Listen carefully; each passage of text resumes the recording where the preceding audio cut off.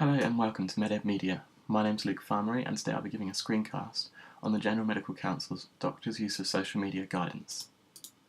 The document itself is common sense, but we pay particular attention to it today as the opening statement suggests that serious or persistent failure to follow this guidance will put your registration at risk. This is particularly onerous for those that practice in the UK or are hoping to practice in the UK, and so we should probably go through this piece of guidance in quite some detail. So the document opens with a brief description of what social media is and explains that the internet is an extension of the public domain. And both of these things we've been through in previous screencasts, but basically it means that any doctor or other healthcare professional on social media should pay the same attention to patient confidentiality and professionalism online as they do in real life.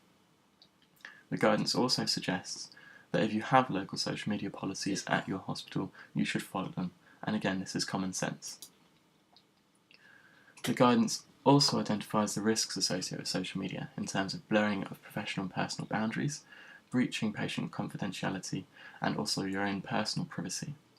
The GMC also highlight a problem with, or a potential problem with anonymity online, and they suggest that if you identify yourself as a doctor, you should also identify yourself by name.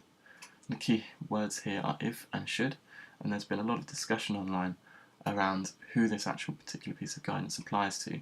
For example, the doctor that uses social media for completely personal reasons might not need to identify themselves by name, and on the other hand, a person who is giving health advice and health promotion via an online platform should probably be completely clear in who they are and who they're represented by, and should identify themselves by name. So a brief critique of this guidance. It's a very brief set of guidance principles, but this actually works in its favour for those that don't want to read too much into the topic. It also outlines what social media is and why it can be utilised in healthcare, which, coming from the GMC, bears a lot of weight in changing the minds of those that previously had a poor attitude towards social media and medicine. However, the guidance doesn't cover the range of user types, and this has led to problems in terms of the anonymity debate. So there's no set guidance for people that just want to use social media for personal reasons, and again there's no set guidance for people that want to use it for professional reasons, and they're kind of trying to apply guidance to the whole lot where it's quite a heterogeneous population of users. And again, the guidance doesn't provide any practical solutions for users either, which is something we hope to go on to provide with the MedEd Media project, in terms of tutorials on how you can go away and improve your security on Facebook, or how you can go away and get the best out of Twitter in terms of the best hashtags to follow, etc.